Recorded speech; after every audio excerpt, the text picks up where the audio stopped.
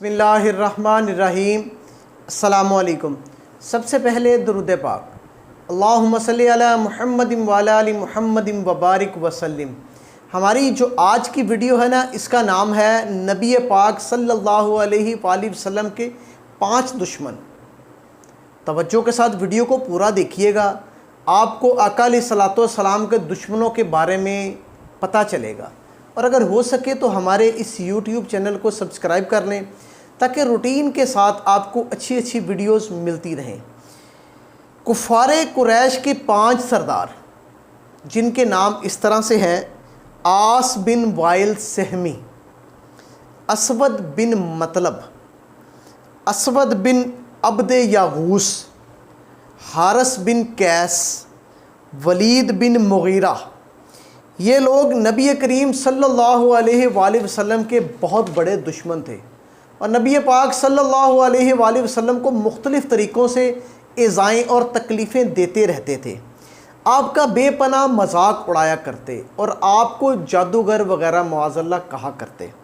ایک روز نبی کریم صلی اللہ علیہ وآلہ وسلم مسجد حرام میں تشریف فرما تھے، تو یہ 5 خبیث لوگ بھی آپ کے پیچھے چلتے آئے اور حسب عادت تمسخر اور مذاق اڑانے لگے۔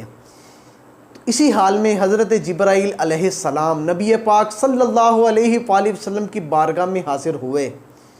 انہوں نے ولید بن مغیرہ کی پنڈلی کی طرف، عاص بن وائل سہمی کے پاؤں کے تلوے کی طرف، اور اسود بن مطلب کی آنکھوں کی طرف، اور اسود بن عبد یغوث کے پیٹ کی طرف، اور حارث بن قیس کے سر کی طرف اشارہ فرمایا اور کہا کہ میں ان لوگوں کے شر کو دفع کر دوں گا۔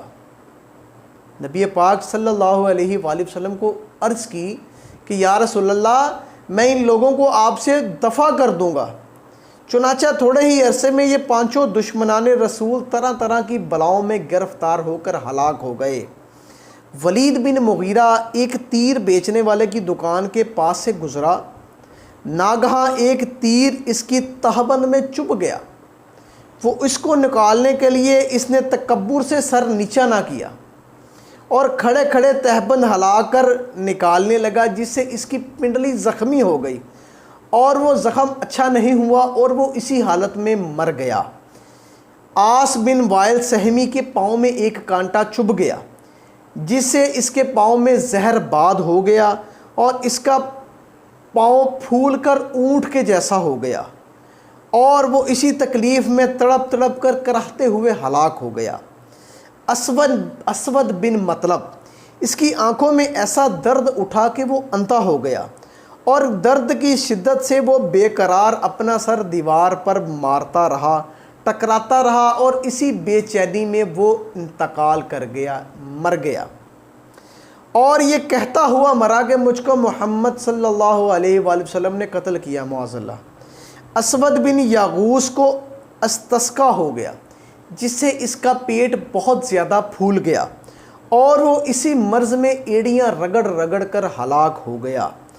حارث بن قیس کی ناک سے خون اور پیپ بہنے لگ گیا، اور وہ اس میں مر کر ہلاک ہو گیا، اور اسی طرح یہ 5 گستاخان رسول ایڑیاں رگڑ رگڑ کر مختلف طریقوں سے ہلاک ہو گئے اور جہنم واصل ہو گئے۔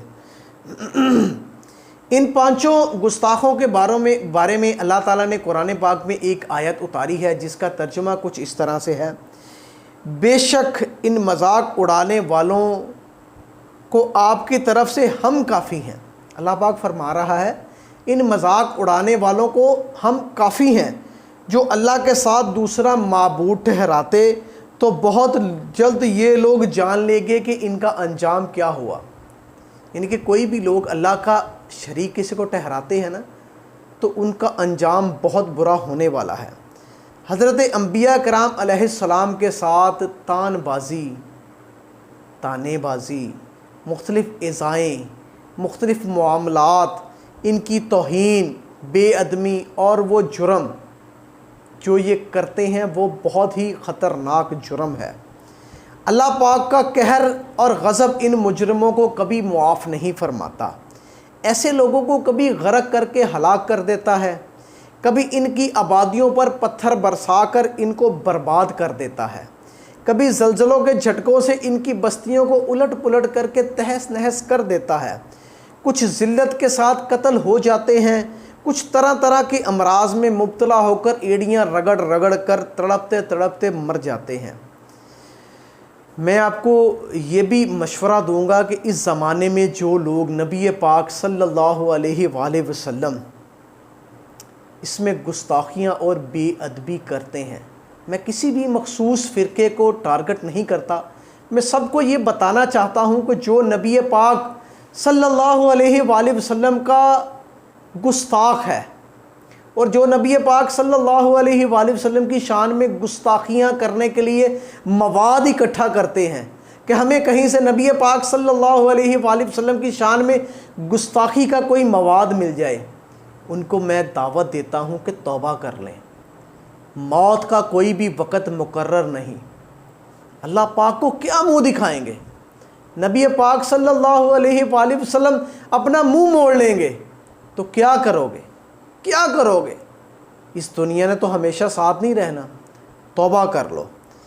تو کوشش کر کے یہ میری بات توجہ سے سن لیں کہ اگر وہ لوگ اس طرح کی حرکت کرتے ہیں نا تو ان کا آپ دنیا میں دیکھیے گا، جو لوگ یہ حرکتیں کرتے ہیں ان کا دنیا میں ایمان برباد ہو جائے گا، ان کی جو موت ہوگی نا وہ بڑی ذلت والی ہوگی، ان کے جو کام ہوں گے نا وقتی طور پر تو لگے گا نا یار یہ بندہ بڑا فٹ جا رہا ہے، بڑا گڈ جا رہا ہے، اس کا کام بھی اچھا ہے، اس کا یہ بھی اچھا وہ بھی اچھا ہے، مگر جب اس کا آخری وقت آئے گا، اس کا انجام آئے گا تو اس کے ساتھ کیا ہوگا آپ سوچ بھی نہیں سکتے۔ وہ ذلیل ہو کر مرے گا، ذلت کی موت مرے گا، میں تو کہوں گا بہت ہی گندی موت مرے گا۔ الفاظ کچھ ایسے ہیں میں وہ یوز نہیں کر سکتا، مگر اس کی موت ایسی ہی ہوگی اور دنیا اس کے منحوس وجود سے پاک ہو جائے گی۔ اللہ پاک کا وعدہ کبھی بھی غلط نہیں ہے، توجہ کے ساتھ میری بات کو سنیے، اللہ پاک کا وعدہ کبھی بھی غلط نہیں ہے۔ اللہ پاک نے جو وعدہ فرمایا ہے پکا اور سچا فرمایا ہے، لہٰذا انتظار مت کریں اور توبہ کر لیں۔ اگر توبہ کرنے میں دیر ہو گئی تو کیا کریں گے؟ مشکل موت آئے گی۔ توبہ کر لیں، توبہ کر لیں۔ میں آپ کو مشورہ دوں گا کہ کوشش کر کے اگر آج ہی میری ویڈیو کو جو لوگ سن رہے ہیں، اگر ان میں سے کوئی ایسے ہیں جو نبی پاک صلی اللہ علیہ وآلہ وسلم کی شان میں گستاخی کا کچھ سوچتے ہیں اور اللہ پاک کا کسی کو شریک ٹھہراتے ہیں، تو میں ان کو دعوت دیتا ہوں توبہ کر لیں، معافی مانگ لیں۔ پتہ نہیں آج کی رات ان کی زندگی کی آخری رات نہ ہو، توبہ کر لیں، کلمہ پڑھ لیں، صدقے دل سے معافی مانگ لیں کہ یا رسول اللہ ہم سے غلطی ہو گئی، ہم نے اپنی ذات کے بارے میں صرف سوچا مگر آپ کی ذات پر انگلیاں اٹھاتے رہے، صرف کسی مخصوص فرقے کو خوش کرنے کے لیے۔ اللہ پاک ہمیں اپنے پیارے محبوب صلی اللہ علیہ وآلہ وسلم کا تابع دار بنائے اور ہمارے بچوں کو نبی پاک صلی اللہ علیہ وآلہ وسلم کا عاشق بنائے اور اللہ پاک کے کسی بھی قسم کے شرک کرنے سے بچائے، اللہ پاک کا کسی کو اللہ پاک کے مقابلے میں کسی کو شریک ٹھہرانے سے بچائے۔ اور کوشش یہ کیا کریں کہ ہماری اگر آپ کو ویڈیوز پسند آتی ہیں نا اس کو شیئر کر دیا کریں، ہو سکتا ہے کسی اور کا بھلا ہو جائے۔ جزاک اللہ۔